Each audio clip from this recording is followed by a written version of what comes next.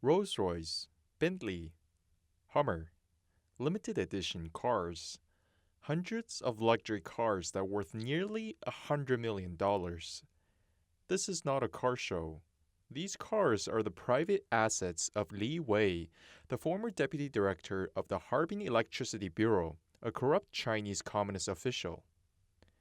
The python robe of the Qing Dynasty, the Yongzheng year dragon pattern diamond plate, the Qianlong year pastel flower bowl, stone glaze pastel vase.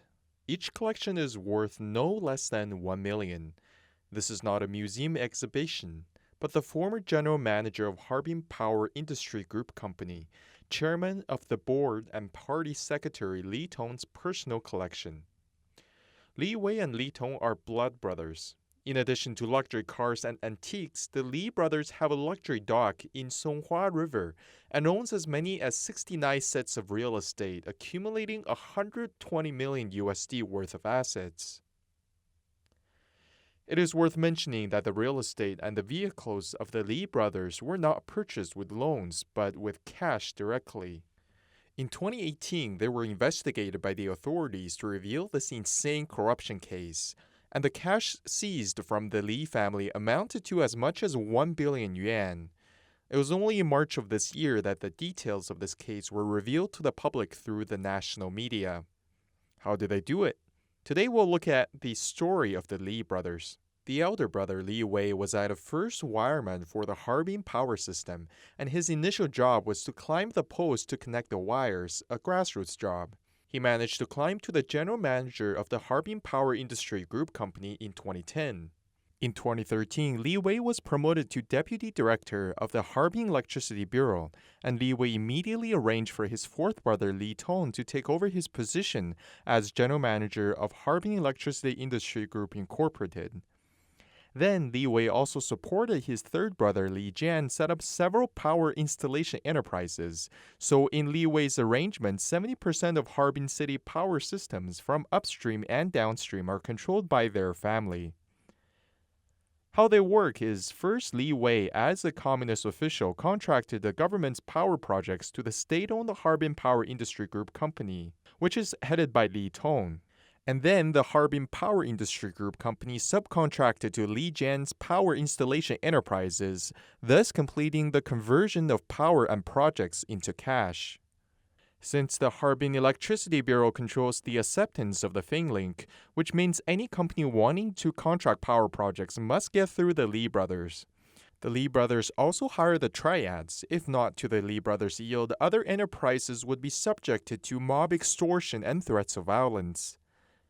In this way, Li brothers made more than 3.16 billion yuan from the electricity system, meanwhile monopolizing 77% of the local power system share, turning public assets into their private assets. On another occasion, at his birthday banquet in Sanya, Hainan, Li Wei was wearing a red scarf symbolizing the Chinese Communist Party, while his followers were shouting, "Long live the Big Brother," like Mao Zedong receiving the Red Guards. Li Tong treasured a python robe worn by Qing Dynasty princes and hung it prominently in his home, hoping to bring himself power and luck. In addition to being the deputy director of Harbin's power system, Li Wei is also a deputy to the region's National People's Congress, reporting directly to Beijing on local politics and carrying out political tasks. The local people are afraid of him, calling him a cancer. This program that revealed Li's story was broadcast earlier and created a huge debate among the Chinese people. People found these corrupt criminals have switched back and forth between the roles of government and business, black and white, and their corrupt and evil behavior has never been seen before. The three northeastern provinces of China have long been plagued by corruption. The existence of these corrupt families resulted in extreme deterioration of the business and investment environment there, and the economy was in prolonged state of collapse. Now let's take a look at another story of the Xu family. The family of Xu Changyuan, former party secretary of Dalian Jinzhou New District Management Committee, were caught and revealed to own a total of 2,714 units of real estate. How Xu became rich was through the demolition, compensation, and expropriation of land by the means of government. He once earned $500 million in compensation from the district government with just one contract. Xu is also a master of cashing in. He used his power to set up sham companies to acquire land and easily cash in one project for 1 billion yuan. Under the authorization of Xu Changyuan, his family members dominated the area, and their influence was involved in the logistics of real estate, pawnbroking, fund futures, and luxury assets. The assets of Xu's family business exceeded 10 billion yuan under Xu Changyuan's rule. Xu Changyuan was also very arrogant and treated those who objected against him with great cruelty. At the entrance of the Land and Resources Bureau, which he controlled, Xu's family's thugs would threaten bidders, threatening, "Raise your left hand and lose your left hand, raise your right hand and lose your right hand."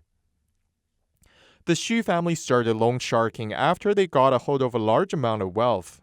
One of the victims was legally detained by the Xu family after he failed to repay his debts on time, and eventually the victim was forced to cut off his own fingers as a punishment.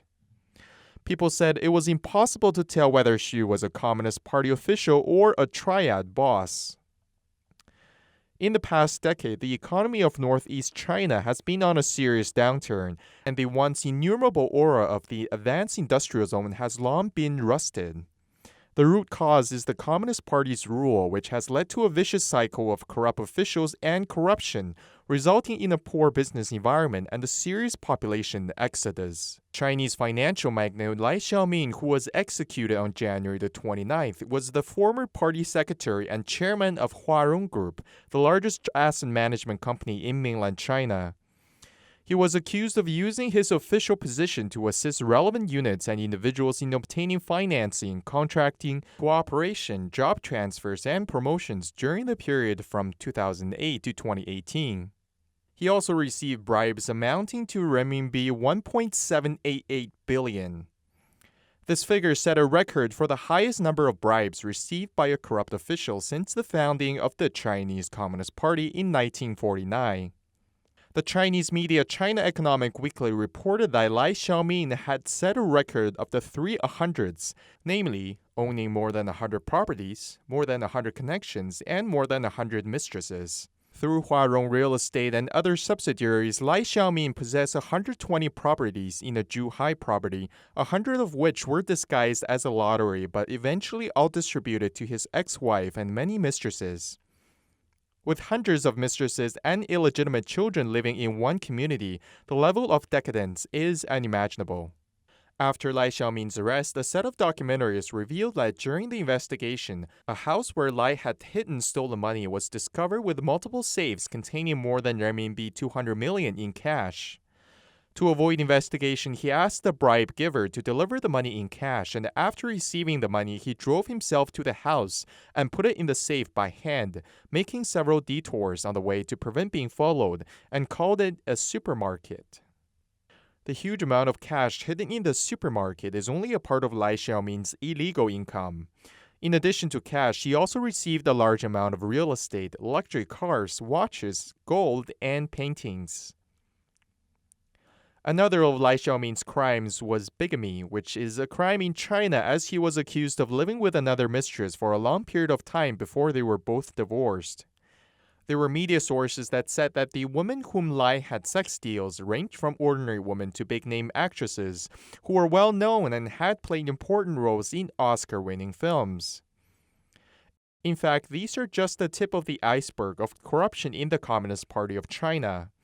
During the 19th Communist Party Congress in 2017, it was reported that during the 5-year period between the 18th and the 19th Congresses, 440 officials at the vice provincial and vice military levels, more than 8,900 officials at the department and bureau level, such a large number of corrupt officials also reflects the astonishing size of the Communist Party.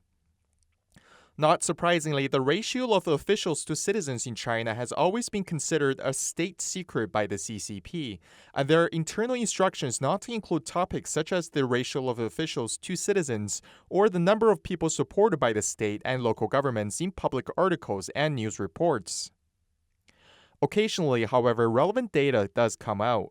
At this year's National People's Congress, a member of the Chinese People's Political Consultative Conference revealed that the ratio of financial support staff to the country's population in one county was 1 to 5, meaning that 5 people supported 1 official, sparking concern.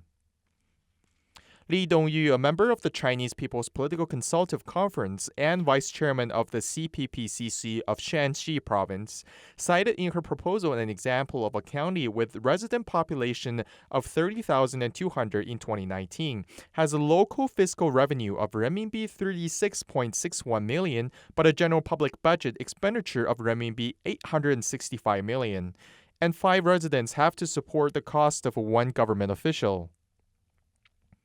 In 2005, Zhou Tianyong, deputy director of the research office of the Party School of the Central Committee of the Communist Party of China, concluded that the actual number of government officials and quasi-personnel in China supported by the state treasury exceeded 70 million, with a ratio of 1 to 18 between the government and the people. Let's look at the ratio of officials to citizens in other countries. The ratio of official to citizens in the United States is 1 to 700. In the European Union is 1 to 720. In Brazil, it is 1 to 610. In Africa, it is 1 to 350. In Russia, it is 1 to 330. In India, it is 1 to 520. And in Japan, it is 1 to 690. How can China support such a huge public expenditure? If one has lived in China, one would know that the country imposes various kinds of taxes and fees. Chinese sociologists have pointed out that the main reason why there are so many officials in China is that the Chinese Communist Party has 2 lines of government and 2 sets of carriages, meaning that there are redundant leaders at all levels of party, including government agencies, state-owned enterprises, and institutions. According to a comparison of data in the April 2016 issue of Hong Kong's Qianlong magazine, the administrative costs of government around the world as a percentage of total fiscal revenue in 2012 were as follows: Germany 2.7%, Egypt 3.1%, India 6.3%, Canada 7.1%, Russia 7.6%, and China 30%. China is nearly 10 times as much as Egypt and 5 times as much as India. According to Hong Kong's Momentum magazine, the CCP's annual expenditure for retired senior officials in 2014 exceeded $67.5 billion. And in 2004, the retired senior official of the Standing Committee of the Political Bureau of the CCP Central Committee, the chairman of the National People's Congress, the vice chairman of the State Council, and the vice chairman of the Central Advisory Committee, which in total 12 people, spend $326 million on public expenses, an average of $27.25 million per person per year. The January 2014 issue of Momentum magazine also revealed that in 2012, there were 610,000 retired senior party, government, and military officials, and their salaries, benefits, and entitlements totaled more than $725 billion, equivalent to 1.3% of GDP and 6.2% of fiscal revenue for the same year. It's worth noting that the above figures are still conservative. In fact, the so-called agencies, enterprises, and institutions affiliated with the Chinese Communist Party, as well as the retired officials in the past years, all enjoyed amazing retirement packages, from free medical care to accommodation. Basically, they do not need to bear the expenses for their own lives, and they also receive monthly pensions. These huge expenses are actually put on the people. With such a ratio, 18 civilians have to support 1 so-called official or state-owned enterprise personnel for their expenditures, creating the illusion that the Chinese appear to be very rich. But in reality, as the collusion between government and businesses is becoming more and more serious in China, the rich will only get richer and the poor will only get poorer.